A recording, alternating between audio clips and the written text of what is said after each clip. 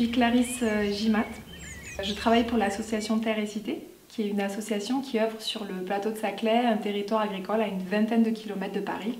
Son objet, c'est de pérenniser, développer une agriculture de qualité sur le territoire. Et en fait, elle a été créée à la fin des années 90 par des agriculteurs qui vraiment se questionnaient sur la place de l'agriculture sur ce territoire.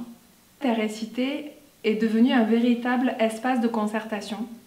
Et au sein de cet espace, ce qu'on questionne, c'est quels sont les avenirs possibles de ce territoire et comment créer des ponts, comment être un trait d'union entre l'agriculture et les espaces urbains. Et donc, l'association, elle m'a missionnée pour développer des projets pédagogiques qui auraient du sens. Et c'est ce qu'on a pu faire avec un projet qui s'appelle « Quand les enfants se réalisent ». La pédagogie, c'est vraiment un aspect essentiel pour les administrateurs de Terre et Cité. Simplement parce que ce dont chaque membre a conscience dans cette association, c'est que les générations futures, c'est elles qui poursuivront l'œuvre qui est en cours. Alors moi je suis Clémence, je travaille pour Terre et Cité depuis quelques années sur le projet pédagogique Quand les enfants se réalisent. Moi j'ai travaillé pendant 10 ans dans un petit internat en Seine-et-Marne qui accueille des enfants à la semaine. Quand Clarisse m'a proposé de travailler sur le projet Quand les enfants se réalisent, j'y ai vu une véritable opportunité de mettre en lien mon expérience et mes compétences pédagogiques acquises au sein de cet internat et la proposition d'intervention dans des établissements scolaires de l'éducation nationale, mettant en lien un apprentissage et des compétences nouvelles autour de la question alimentaire et agricole, et en même temps proposant aux enseignants, aux élèves et à l'ensemble de l'équipe éducative un contexte d'apprentissage qui permet de varier du contexte d'apprentissage traditionnel. Dans le cadre du projet Quand les enfants se réalisent, on se rencontre une première fois dans la classe et on fait connaissance en échangeant ensemble, l'enseignant, les enfants et moi-même, autour des représentations sur le territoire du plateau de Saclay, sur l'agriculture, sur l'alimentation, et on réfléchit à la place qu'on occupe sur ce territoire. La plupart des enfants aujourd'hui ne sont pas imprégnés des cycles de la nature ou des cycles agricoles. Ils n'ont pas forcément été sensibilisés à leur environnement du point de vue de la production alimentaire. Quand on intervient la première fois dans une classe, il est important que les enfants puissent cheminer d'eux-mêmes de l'endroit où ils vivent, leur maison, leur école, jusqu'à la perception du territoire dans lequel ils grandissent, qui est à la fois un territoire urbain, mais qui est à la fois un territoire agricole, qu'ils perçoivent, mais dont ils n'ont pas forcément conscience. Ensuite, l'idée avec les enfants, c'est qu'ils puissent prendre conscience du métier d'agriculteur. Et une des façons de prendre conscience du métier d'agriculteur, c'est d'aller soi-même faire l'expérience de cultiver une parcelle. Donc la parcelle généralement est semée en blé, ce qui permet de suivre l'ensemble du cycle de la plante dans l'année, du semis d'hiver jusqu'à la moisson qui a lieu juste avant les vacances.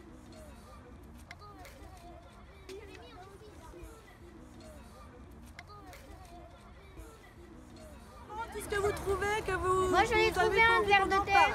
Non. Donc la racine, c'est... Par ailleurs, en devenant collectivement responsables de la parcelle, ils vont devenir les défenseurs de leur parcelle vis-à-vis des autres enfants.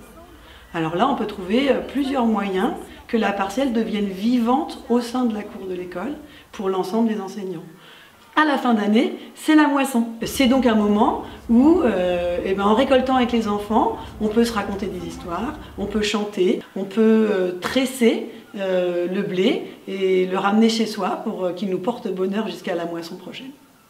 Ensuite, un autre aspect du programme, c'est d'aller faire 3 visites de ferme. Donc, c'est 3 visites sur le territoire du plateau de Saclay qui permettent d'appréhender la diversité agricole du plateau.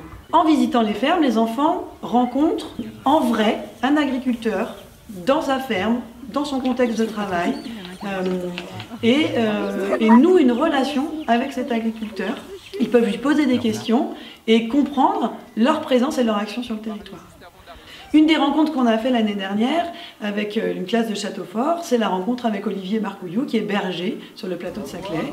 Et les enfants ont pu à la fois lui poser des questions et à la fois l'observer dans son travail et puis partir à la rencontre de l'agriculteur, des moutons et du chien de berger. La plupart du temps, on agrémente ces sorties d'une dégustation. Donc ça peut être une dégustation de pain à la ferme Vandamme, une dégustation de lait à la ferme Viltin, voilà, qui permettent encore une fois de sensibiliser à une approche intellectuelle, mais aussi à une approche sensible, qui peut être par le goût, par les odeurs, par l'observation.